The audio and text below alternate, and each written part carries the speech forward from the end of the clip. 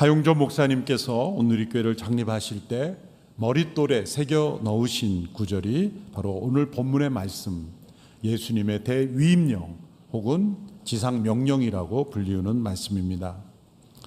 온누리교회는 이 명령에 순종하여 지난 39년을 달려왔습니다. 온누리교회가 다른 교회가 모르는 어떤 독특한 목회 방법론을 적용했기에 이렇게 큰 교회가 되어진 것이 아닙니다. 또한 대형화를 꿈꾸며 달려온 교회가 아닙니다. 온누리교회는 예수님의 이 명령에 순종하고자 최선을 다했기에 여기에 이르렀고, 또 이 명령에 더욱 순종하라고 하나님께서 축복해 주시는 줄로 믿습니다. 하용조 목사님께서는 이 말씀을 생명처럼 붙잡고 나는 선교의 목숨을 걸었다라고 여러 번 선포하셨습니다. 한 목사님 추모 영상에 나오는 목사님의 유언과 같은 말씀은 이 말씀이었습니다. 여러분, 선교 포기하지 맙시다. 목사님이 건강이 가장 좋지 않을 때 리더십들에게 장립식 때 하신 말씀입니다. 영상으로 보신 것처럼 제4차 로잔 대회는 전 세계 교회의 축소판을 보는 대회였습니다.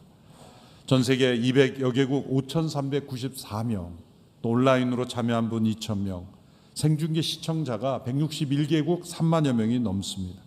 자원봉사자가 2,000명이 넘고 중보기도자만 매일 6,888명이 연이어 함께 기도했습니다. 기독교 역사상 가장 많은 나라의 대표자들이 참가한 선교 대회로 기록될 것입니다. 이러한 대회를 통해 우리가 확인하는 것은 무엇입니까? 전 세계 복음주의 교회, 선교단체, 전문인 선교 동역자들이 함께 모여 확인한 것은 바로 예수님의 이 명령이 우리에게 그리고 이 시대에 어떻게 이루어지고 있는가를 확인하는 것입니다. 이 대회를 통해 발표를 듣고 함께 말씀을 읽고 기도하는 가운데 확인한 사실들은 바로 이 말씀의 능력, 진실성, 이 말씀의 영향력이었습니다. 첫째, 이 명령은 순종하는 성도들을 통해 전 세계에서 계속해서 지금도 성취되고 있다는 것입니다. 당연한 말씀 같지만 너무나 놀라운 말씀입니다. 이 명령이 주어진 것은 갈릴리의 시골 마을에 있었던 11명의 제자들이었습니다. 그들 중 일부는 의심하고 있었다는 것입니다. 우리 중에 11명만 모아보십시오. 전 세계를 바라보기에 너무나 왜소하고 적은 인원이 아닙니까? 더군다나 의심까지 하고 있었던 사람들이 있었습니다. 바로 그 11명에게 예수님은 전 세계를 바라보게 하셨고 모든 민족을 제자 삼으라는 명령을 주셨습니다. 그 말씀과 상황은 너무나 맞지 않는 너무나 큰 갭이 있는 것처럼 보입니다. 그러나 이런 대회를 통해 확인한 것은 예수님의 이 명령은 실제가 되었고 그 의심하는 자를 포함한 11명으로부터 시작하여서 성령의 능력으로 오늘날 이 시간에도 전 세계의 그 말씀의 영향력은 사실과 현실이 되고 있다는 것입니다. 사도행전의 역사는 끝나지 않았다는 것입니다. 사도행전에 나타난 부흥은 중단되지 않았다는 것입니다. 성령님이 지금도 역사하고 계시기에 전 세계 곳곳에서 부흥의 역사는 일어나고 있습니다. 월요일 날은 성령의 오심을 주제로 해요 말씀이 선포됐고 또 세계 곳곳에서 일어나고 있는 부흥의 역사에 대한 발표들이 있었습니다. 아프리카의 한 지도자는 고아와 같이 버려두지 않으신다는 제목으로 아프리카 전역에서 일어나고 있는 성령의 역사를 간증했습니다. 그 발표 중에서 제 마음속에 깊이 와닿았던 한 문장은 이것입니다. 아프리카에 이렇게 부흥이 일어나는 것은 서구 선교사님들이 복음을 처음 전했기 때문이 아니라 오순절 성령 강림의 사건 그때에 아프리카인도 그곳에 있었다. 그때 성령 받은 이들이 아프리카 대륙에 복음을 전했고 성령의 역사가 지금도 그 성령의 오순절 성령의 역사가 지금도 계속해서 번져가고 있는 것이다 라는 것입니다. 라틴 아메리카는 더욱더 큰 부흥이 일어나고 있습니다. 27%까지 라틴 아메리카 전역의 복음주의 성도들이 27%까지 성장했습니다. 약 1억 6천만 명입니다. 전 세계에서 가장 많이 선교사를 보내고 있는 나라는 역시 미국이지만 그 다음이 브라질이고 그 다음에 인도고 우리나라가 4위입니다. 한때 2위까지 올랐었지만 지금은 저희가 4위로 내려갔습니다. 말레이시아 감리교 지도자인 화융 박사는 보르네오 정글 사라왁이라는 큰 지역 안에 있는 른바왕이라는 작은 마을의 부흥의 이야기를 들려주었습니다. 그 마을은 3, 4천 명 정도 되는 원주민 마을입니다. 원주민들은 알코올, 폭력, 그리고 질병으로 사망률이 높은 마을이었습니다. 특히 알코올 중독이 심했는데 어른들뿐만 아니라 아이들까지도 다 알코올 중독에 걸려서 그 마을에 알코올 중독에 걸리지 않은 존재는 개들밖에 없었다. 그런 정도로 알코올 중독이 만연했습니다. 심지어 나라에서는 그 부족과 다른 부족을 차단하기까지 했다는 겁니다. 왜냐하면 다른 마을까지 이게 알코올 중독이 번져나갈까 봐 고립시켜서 그냥 그 마을에 살다가 그렇게 죽으라는 것이죠. 나라도 포기한 원주민 마을입니다. 그런데 그곳에 선교사들이 들어갔고 복음이 전해졌고 그곳에 예수님을 믿는 이들이 일어나기 시작하면서 점점 알코올 중독과 폭력으로부터 벗어나는 변화가 일어났다는 것입니다. 1973년, 74년에 부흥이 일어났고 술 먹고 싸우던 이들이 화해와 용서를 경험하며 부흥을 경험했습니다. 그로부터 10년 후에 더 큰 부흥이 일어났습니다. 1984년부터 86년에 이 보르네오의 정글 고산지대에 놀라운 부흥이 일어났다는 겁니다. 특별히 놀라운 기적들이 일어났다는 겁니다. 오병이의 기적과 같은 일들이 일어나고 쌀과 물이 밀가루와 기름으로 변화되는 일들, 하늘의 초자연적인 불덩어리들, 이 사람들이 보기에는 과거에 동방의 박사들이 하늘의 별을 보고 징조를 파악한 것과 비슷하게 하늘에 나타난 이 신비한 불덩이들, 단순한 어떤 번개나 그런 정도가 아니라 사진으로도 보여줬는데 희한한 현상들, 또한 그들의 영적 은사가 나타나고 그들이 이해할 수 없는 초자연적인 성령 역사로 가장 가난하고 소외되고 버림받고 알코올과 폭력에 시달리던 그 지역에서 부흥이 일어났다는 것이죠. 그 결과 그 른바왕 마을뿐만 아니라 더 큰 지역인 이 사라왁 지역 전체를 비롯해서 부흥이 번져나가서 동인도네시아 지역에서 50년 동안 100만 명 이상이 주께로 돌아왔다는 거예요. 놀라운 부흥이 지금도 계속되고 있다는 겁니다. 사도행전에 나타난 그 부흥의 역사는 지금도 중단되지 않았다는 겁니다. 둘째로 이 명령에 순종하는 성도들 중에 어떤 이들은 극심한 핍박에 처해 있지만 포기하지 않았고 도리어 이 지역에서 믿는 이들은 더욱 증가하고 있다는 것입니다. 사도행전에 보면 이 부흥의 역사가 있지만 동시에 핍박의 역사가 공존하는 것을 우리가 볼 수가 있습니다. 하나님께서 복음이 온 세상에 전해지기 위하여 역설적으로 허용하시는 방법이 바로 핍박입니다. 선교의 역사는 핍박에도 굴하지 않은 이름 없는 무명의 선교사들을 통해 복음이 전해진 역사입니다. 이번에 4차 로잔대 프로그램 위원장을 맡은 분이 OMF 대표인 패트릭 펑 선교사님이었습니다. 제가 공동 조직위원장으로 이분을 프로그램 위원장으로 추천했습니다. 이분은 이름 없는 선교사님들을 통해서 하나님께서 어떻게 놀랍게 복음이 전해지는지에 대해서 발표했습니다.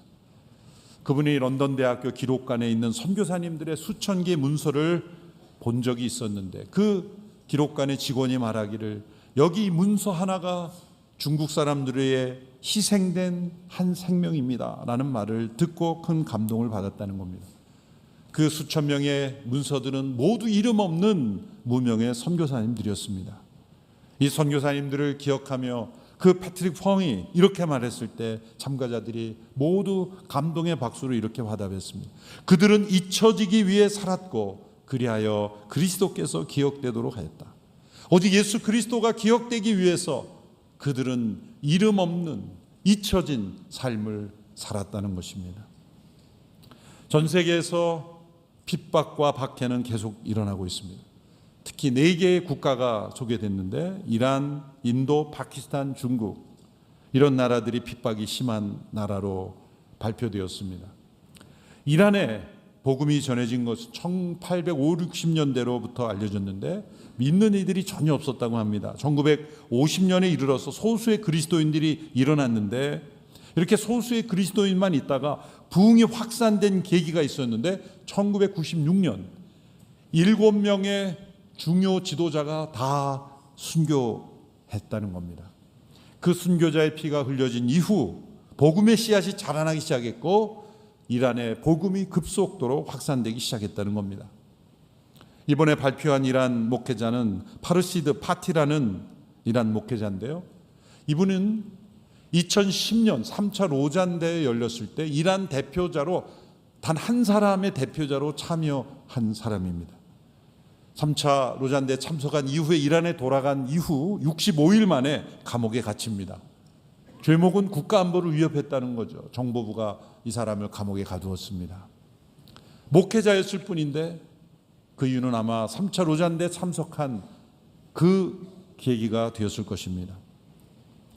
5년 징역형을 살았고 1년은 2m 크기의 독방에서 빛이 들어오지 않는 감옥에서 지냈다고 합니다.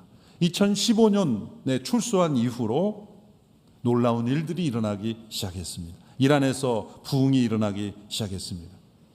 1974년 정도에는 500여 명에 불과했던 이 무슬림 그리스도인들이 이제는 100만 명이 넘는 숫자로 무슬림 그리스도인들이 증가하고 있습니다. 이분의 경험은 일주일 안에도 수천 명이 돌아오는 일이 있었다. 사도행전에 나타난 베드로의 말씀으로 수천 명이 돌아온 회심의 역사가 이란에도 있었다는 겁니다. 이분이 교회를 개척하는데 5년 만에 20개 도시에서 48개의 교회를 개척했다는 겁니다. 지금도 이 튀르키예 지역 이런 지역에 피라노 이란의 어떤 난민들 가운데도 많은 그런 회심자들이 있습니다. 이분이 고백하는 중에 마지막 말이 제 마음속에 남습니다. 이분이 많은 고통과 핍박을 받은 이후에 이런 고백을 합니다. 고통은 이야기의 일부이지 끝이 아니다. 하나님의 이야기는 이 고통과 핍박을 넘어서 더 큰 이야기를 하나님은 쓰고 계시다는 겁니다. 이번 대회는 중국에서 100여 명의 지도자들이 참가했습니다. 가장 감동 깊은 이야기입니다. 왜냐하면 3차 대회 때 200여 명이 참가하려다가 모두가 다 억류되는 일이 일어났죠.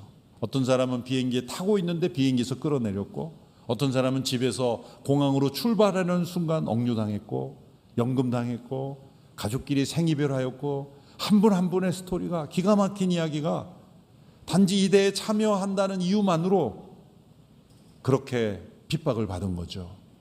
적색단체로 분류된 것은 전 세계 기독교가 연합되면 중국이 교회가 더 영향을 받을까 봐 정부가 차단한 거죠. 그래서 이번에는 몇 년 전부터 보안을 유지하면서 개별적으로 몇 주 전 다른 나라로 와서 개별적으로 이렇게 참여해서 100명이 모이게 된 것 얼마나 감동이었는지 모릅니다. 대회를 마치고 중국 목회자들끼리 만난 자리에 격려 방문차 방문했을 때 마침 한 분이 나와서 발표를 하고 있었어요. 그분이 뭐라고 하냐면 우리가 그렇게 보안을 유지하면서 참여했는데 이 대회 중에 우리 집에 공안이 들이닥쳐서 압수수색을 했다는 거죠. 그러고 나서는 이렇게 말했다는 가족에게 당신 남편은 돌아오는 즉시 구속될 것이다. 그렇게 말했다는 거예요. 그래서 나는 바로 중국에 돌아갈 수가 없고 얼마가 될지 제3국을 전전해야 될 것 같다. 그런데 그 말이 슬픔의 말이 아니라 담대한 말로 마치 기다렸다는 듯이 나를 가두려면 가두라라는 그런 표정으로 담대하게 말하는 모습을 보았습니다. 중국에서 또한 예수님을 믿는 이들이 계속 증가하고 있고 전 세계에서 믿는 그리스도인들이 가장 많은 국가를 꼽으러 한다면 중국이 될 겁니다. 역설입니다.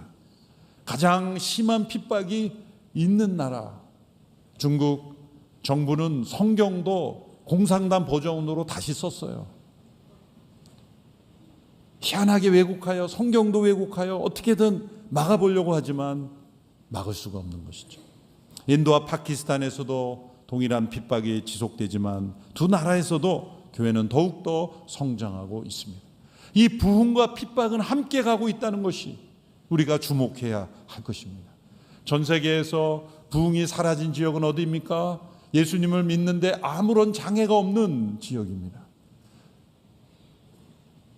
핍박 속에 있는 성도들은 도리어 부흥을 경험하고 있습니다. 이 역설은 왜일까요?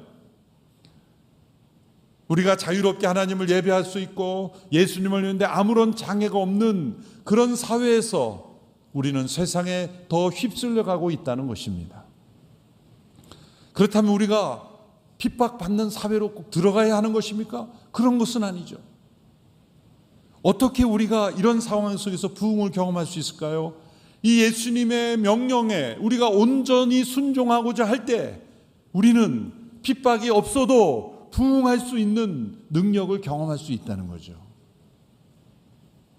셋째로 이 명령에 순종해야 될 책임은 소수의 사역자들만이 아니라 모든 성도들에게 다 주어져 있다는 것입니다. 역사적으로 교회 위기는 예수님께서 주신 명령을 잊어버릴 때 찾아왔습니다. 선교는 어떤 프로그램이나 프로젝트가 아닙니다. 교회 공동체 전체가 모든 성도들이 함께 순종해야 하는 것입니다. 두 종류의 교회가 있습니다. 유람선과 같은 교회가 있고 군함과 같은 교회가 있습니다. 유람선과 같은 교회는 소수의 사역자들만 일하고 나머지는 다 관람객들처럼 관광객들처럼 구경하는 입장입니다. 그러나 군함은 모든 군사들이 다 자기의 해야 할 일이 있고 모두가 다 지휘관의 명령에 귀를 기울이고 있고 언제든지 싸울 준비가 되어 있고 그리고 항상 준비된 상태에 있습니다. 그리고 그 명령에 따르고 있습니다. 유람선과 같은 교회는 세상을 변화시킬 능력이 없을 뿐만 아니라 하나님 나라의 능력을 체험하지 못하고 그 부흥을 경험하지 못합니다. 그러나 군함과 같은 교회는 어떠한 핍박 속에 있다 할지라도 강하고 담대하게 순종함으로 하나님의 살아계심을 체험하는 교회가 되는 것입니다. 우리 온누리교회는 유람선과 같은 교회 되지 않고 군함과 같은 교회가 되기를 축원합니다. 이번에 발표된 서울선언문 43항에 보면 이런 구절이 있습니다. 교회는 함께 그리스도를 선포하고 나타내도록 부름을 받았다. 대유임령은 복음의 메시지를 믿는 사람들에게 세례를 주고 예수 그리스도에 대한 참된 순종을 가르침으로써 모든 민족을 제자 삼으라는 주님의 뜻에 동참하도록 모든 신자를 모든 곳으로 초대한다. 모든 성도를 모든 곳으로 초대한다라는 겁니다. 이것이 중요합니다. 모든 성도들을 초대한다는 건 뭘까요? 우리가 있는 그곳입니다. 여러분의 일터, 여러분의 가정, 우리가 있는 그곳으로부터 시작한다는 겁니다. 이번 대회 핵심 키워드 중에 하나가 폴리센트릭 미션, 다중심적 선교입니다. 과거에 100년 전만 해도 기독교의 인구가 서구가 90%였고 비서구가 10%였어요. 그래서 선교를 한다는 것은 서구에서 비서구로 가는 것처럼 여겨졌습니다. 그러나 그런 등식은 이제 깨어졌습니다. 잘못된 것이라는 겁니다. 예수님의 이 명령에도 이미 모든 곳에서 모든 곳으로 가라는 말씀이 포함되어 있는 것입니다. 모든 족속을 향하는 것은 어느 한 지역, 어느 한 민족, 어느 한 나라를 중심으로 이루어지는 것이 아니라는 것입니다. 이어져 주신 사도행전 1장 8절의 말씀에서 성령이 너에게 임하시면 예루살렘과 온 유대와 사마리아와 땅끝까지 이르러 내 증인이 된다고 하신 말씀은 예루살렘이 다 복음화된 이후에 유대로 가고 유대가 다 복음화된 이후에 사마리아로 가고 사마리아가 다 복음화된 이후에 땅끝으로 가라는 말씀이 아니죠. 이것은 동시다발적으로 네 지역으로 모두 가는 것일 뿐만 아니라 사마리아에서 예루살렘으로 가기도 하고 유대에서 땅끝으로 가고 땅끝에서 또 사마리아로 가고 중심이 없는 모두가 다 중심이 되는 것, 이것이 예수님의 비전이었고 그래서 안디옥 교회를 선교의 핵심 기지로 삼은 것입니다. 예루살렘이 다 복음화되기를 기다리기까지는 시간이 없기에 또 그들이 변화될 수 있는 것은 오랜 시간이 걸릴 것을 아셨던 것 같습니다. 그래서 안디옥 교회를 중심으로 해서 복음이 온 세상에 퍼지고 안디옥에서 또다시 예루살렘으로 복음이 전해지도록 계획하신 것이죠. 모든 곳에서 모든 곳으로, 모든 신자가 모든 곳으로 복음을 전해야 되는 그런 시대가 되었습니다. 특별히 아시아, 아프리카, 남미 지역이 이제 다수 세계, 메이저리티 월드가 됐어요. 기독교 인구의 70%가 아시아, 아프리카, 남미 대륙에 있습니다. 이제 이 지역에서 일어나는 많은 선교사들이 전 세계로 가고 이제는 유럽으로 선교사가 가야 되는 시대예요. 유럽의 많은 교회들이 힘을 잃어버렸기 때문에 과거에 마게도냐 사람이 바울에게 건너와서 우리를 도우라고 하는 환상이 사실 오늘 우리에게 해당되는 거예요. 이제는 유럽으로 가서 아시아 사람들이, 아프리카 사람들이 복음을 전해야 되는 시대가 또 온 것이죠. 네 번째로 이 명령에 순종하는 성도들은 예수님께서 명령하신 모든 것을 가르쳐 지키게 해야 한다는 것입니다. 예수님께서 말씀하신 모든 것을 가르쳐 지키게 하라는 이것이 왜 중요합니까? 우리가 복음을 전하는 것과 사회적 책임을 담당하는 것을 자꾸 분리해서 생각하는 경향이 있는데 이것은 분리할 수 있는 게 아닙니다. 예수님께서 말씀하신 모든 것의 핵심은 산상수훈이며 그 산상수훈의 핵심은 너희는 세상의 빛이요 소금이라는 말씀이에요. 너희의 착한 행실을 세상에 비추어 하나님께 영광을 돌리게 하라는 말씀이에요. 이것은 무엇입니까? 복음을 말로만이 아니라 삶으로 전환하는 거죠. 사회 속에 책임을 다하라는 것 아니겠습니까? 대위 임령에서도 모든 민족을 제자 삼고 아버지 아들과 성령의 힘으로 세례를 주라는 명령만으로 끝나지 않습니다. 내가 너희에게 명령한 모든 것을 가르쳐 지키게 하라. 선한 행실이며 세상 속에서의 삶입니다. 사도 바울도 1차, 2차, 3차 전도여행 때 복음을 전할 때 복음이 전해지지 않은 미전도 종족, 미전도 국가에게 초점을 두어서 사역을 했지만 늘 그의 마음속에 있었던 것은 가난한 자를 향한 구제였습니다. 그래서 로마서 15장을 보면 그가 서버나 오늘의 스페인으로 가고자 한다는 열망을 계속 비춥니다. 이제 로마에 가서 로마를 전진 기지로 하여 내가 스페인에 가고자 한다. 그런 사회 계획을 늘 말했지만 나는 먼저 예루살렘의 가난한 성도들을 구제하기 위해서 내가 먼저 가야 되겠다. 이 균형이 나타나고 이 융합이 나타나는 거죠. 갈라디아서 2장 10절에 보면은 가난한 사람을 돕는 것이 자신이 힘써 행해오던 일이다 라고 말씀하셨습니다. 사도 바울의 사역에도 미전도 종족의 복음을 전하는 것과 가난한 자들에게 구제를 행하는 것은 전혀 충돌되지 않는 겁니다. 그러므로 복음을 전하는 것이 우선이냐 사회적 책임을 하는 것이 우선이냐 이것은 우선순위로 나눌 문제가 아니라 이것은 하나로 통합되어야 하는 것입니다. 그래서 로잔 운동에서는 이것을 인테그럴하게 묶어야 돼요. 인테그럴 미션, 홀리스틱 미션 이런 총체적 선교 이런 단어를 써서 이것을 하나로 묶어야 된다는 것을 강조하고 있는 것입니다. 4차 로잔 대회 기간 동안 목요일 저녁은 한국교회를 소개하는 프로그램이 있었습니다. 이것을 처음부터 기획하면서 140년의 한국교회 역사를 어떻게 정리하고 어떻게 중요한 사건을 우리가 발췌해서 우리가 현재와 과거를 되돌아보고 미래를 내다볼 것인가를 고민하며 기도하며 기획했습니다. 아직 한국교회의 밤을 시청하지 않은 분이 있다면 우리 순장님들이 꼭 체크해 주셔서 이번 주 안으로 꼭 볼 수 있게 되기를 바랍니다. 그런데 그걸 통해서 보여주고자 했던 건 뭐냐면 우리나라에 온 한국교회 초기 선교사님들이 교회만을 세우지 않았다는 거죠. 세례를 주는 전통적인 교회 사역만 하지 않았다는 겁니다. 먼저 병자를 고쳐주는 병원을 세웠고 무지를 깨우쳐주는 학교를 세웠고 여성들은 교육조차 받을 필요가 없다고 여겨지는 그 시대에 여성들에는 학교를 만들고 배고픈 자를 구제하는 일들 이 사회적 책임을 함께 했기 때문에 이 한국 사회가 짧은 시기에 변화가 된 것입니다. 그분들이 복음을 전하러 왔지 우리는 복음 전하러 온 게 아니라 사회사업 하는 거다 그렇게 말했을까요? 그렇지 않습니다. 이것은 통합된 것입니다. 왜 선교사님들이 우리나라에 와서 병원을 세우고 학교를 세우고 그랬을까요? 복음을 전하는 것입니다. 복음을 전하기 위해서입니다. 분리될 수 없는 것이죠. 그러므로 초기에 온 한국교회 선교사님들은 우리가 요즘 말하는 총체적 선교, 그런 인테그럴 미션, 이런 단어조차 존재하지 않았을 때이지만 그분들은 그러한 선교를 했던 것입니다. 그것을 전 세계에 우리가 나누고 싶었고, 그것을 본 많은 세계 지도자들이 깊은 감동과 한국교회를 더 깊이 이해하게 되었습니다. 또한 지금 한국교회가 침체하고 쇠퇴하고 있는 것도 있는 그대로 정직하게 고백했습니다. 우리의 성취를 자랑하고 우리의 성공을 자랑하는 것이 아니라 우리가 어디서부터 무엇이 잘못됐는가를 과거의 믿음의 선배들을 통해 우리가 돌이키고 회개해야 된다는 것을 발표했습니다. 우리가 이 명령에 순종하면 순종할수록 우리가 어떤 은혜와 축복을 누릴 수 있을까요?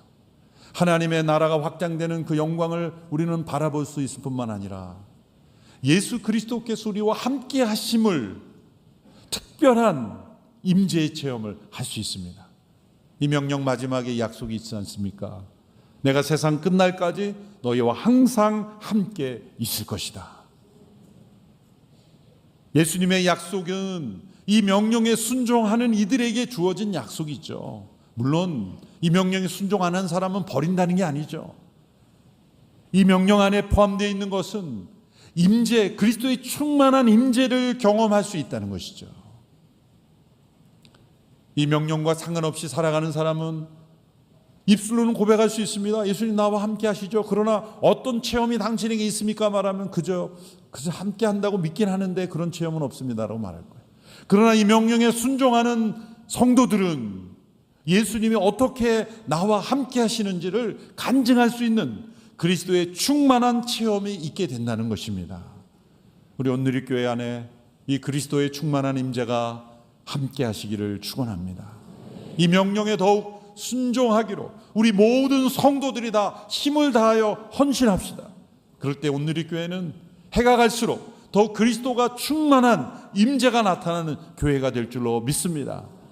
외부에 어떤 핍박이 없어도 핍박이 있는 지역보다 더 큰 부흥과 역사와 하나님의 나라가 임하는 그런 교회가 될 줄로 믿습니다. 기도하겠습니다. 살아계신 하나님, 온누리교회를 세우시고 지난 39년 동안 이 명령에 순종하는 교회 되게 하신 것 감사합니다. 39주년을 맞이하며 더욱더 주님의 명령에 온전히 순종하고자 헌신하는 저희들이 되기를 원합니다. 이 말씀이 우리의 삶의 원리가 되고 능력이 되게 하여 주시어서 그리스도의 충만한 임재가 나타나는 교회 되게 하옵소서. 예수님의 이름으로 기도하옵나이다. 아멘.